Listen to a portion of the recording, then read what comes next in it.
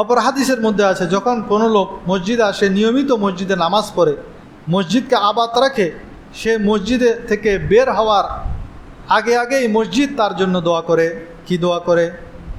হে আল্লাহ, এই লোক তোমার ঘরকে আবাদ করেছে, তুমিও তার ঘরকে আবাদ করে দাও।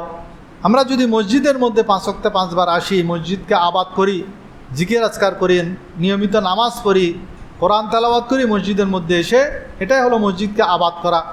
মসজিদের অন্য মুসল্লির যাতে অসুবিধা না হয়, আমার কারণে অন্য মুসল্লির যাতে সমস্যা না হয়, এটাই হলো মসজিদের আবাদ করা। মসজিদের সব কাজের মধ্যে নিজেকে জড়ানো, ভালো কাজসমূহ করার মধ্যে সহযোগিতা করা, এটা হলো মসজিদকে আবাদ করা। তো এই ধরনের মুসল্লি যখন মসজিদ থেকে বের হয়, তখন সেই মসজিদ ওই ব্যক্তির জন্য দোয়া করে, হে আল্লাহ, এই লোকটি তোমার ঘরকে আবাদ করেছে, তুমি তার ঘরকে আবাদ করে দাও। আজকাল আমাদের ঘরের মধ্যে অশান্তি, পেরেশানি, বিভিন্ন ধরনের বিপদ, এর একমাত্র কারণ হলো আমরা মসজিদকে আবাদ করি না।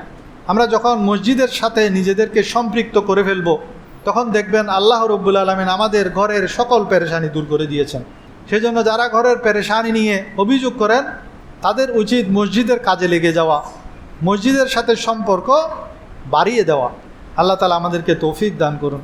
পক্ষান্তরে যারা মসজিদের ক্ষতি করতে চায়, মুসল্লিদের ক্ষতি করে, মসজিদ যাতে আবাদ না হয় সেই চিন্তা করে, মসজিদ যাতে ধ্বংস হয়ে যায় সেই চিন্তা করে, মসজিদের মধ্যে এসে কোন্দল করে ফিতনা ফাসাদ করে, তাদের ব্যাপারে আল্লাহ তাআলা বলেন, আউযু বিল্লাহি মিনাশ শাইতানির রাজিম, ওয়ামান আযলামু মিম্মান মানা'a মাসাজিদাল্লাহি আন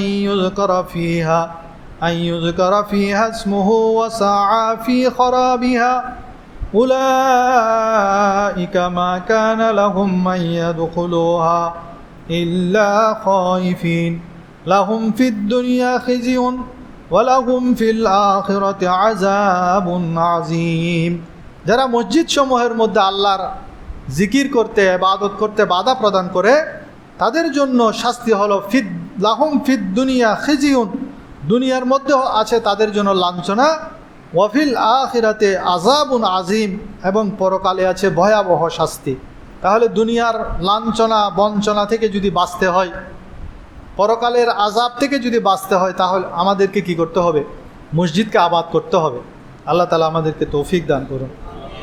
মসজিদে ধ্বংস করা, মসজিদের ইবাদতে বাধা দেওয়ার মধ্যে, মসজিদের আশেপাশে আপনি যদি উচ্চস্বরে গান বাজনা করেন, এটাও একটা মসজিদে বাধা দেওয়ার মতো। উচ্চস্বরে গান বাজানো অথবা মসজিদের মধ্যে উচ্চস্বরে কথা বলা এবং মসজিদের মধ্যে ইবাদতের বিঘ্ন ঘটানো, এমনকি আপনি একজন নামাজ পড়ছেন, তার পাশে আপনি উচ্চস্বরে কোরআন তেলাওয়াত করা, এটাও নিষেধ। আপনি কেন ওনার নামাজের মধ্যে ব্যাঘাত ঘটাবেন? আপনি এমন আওয়াজ তেলাওয়াত করবেন যাতে নামাজের ব্যাঘাত না ঘটে, সেই দিকে আমাদের খেয়াল করতে হবে। তাছাড়া আমাদের বর্তমান জামানায় এত বিপদ আপদের আরেকটি কারণ হলো মসজিদসমূহ নিরাপদ নয়। এই যে গত 15-20 দিন আগে আমাদের এলাকার একটি মসজিদ ভেঙে নতুনভাবে গড়ে তুলেছে। তো নতুনভাবে গড়ে তোলার পর সেখানে সবাই নতুন নতুন কোরআন শরীফ দিয়েছেন। দিনে দুপুরে 10টার দিকে মসজিদ খোলা ছিল, 40টা কোরআন শরীফ চুরি করে নিয়ে গেছে। কোরআন শরীফ, নাউজুবিল্লাহ। অনেক জায়গা থেকে মসজিদ থেকে ঘড়ি চুরি করে নিয়ে যায়, ফ্যান খুলে নিয়ে যায়, মাইক খুলে নিয়ে যায়, এমন ঘটনাও ঘটে। এমনকি বাথরুমের চপ্পল পর্যন্ত নিয়ে যায়। মুসল্লিদের জুতাগুলো যদি চামড়ার হয়, নতুন হয়, একটু বাইরে রাখার সুযোগ নেই। তো যারা এইসব করে, মসজিদের মধ্যে খারাপই করে, তাদের ব্যাপারে আল্লাহ তাআলা বলেছেন তাদের জন্য দুনিয়ার মধ্যে তো লাঞ্ছনা আছে, আখিরাতের মধ্যে দর্দনাক আযাব রয়েছে।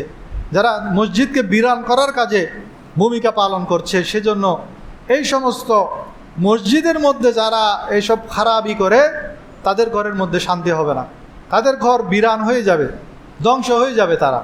আমাদের মসজিদের প্লাস্টিকের লোটাটা পর্যন্ত অনেক জায়গায় শিকল দিয়ে বেঁধে রাখতে হয়, এমন একটা অবস্থা।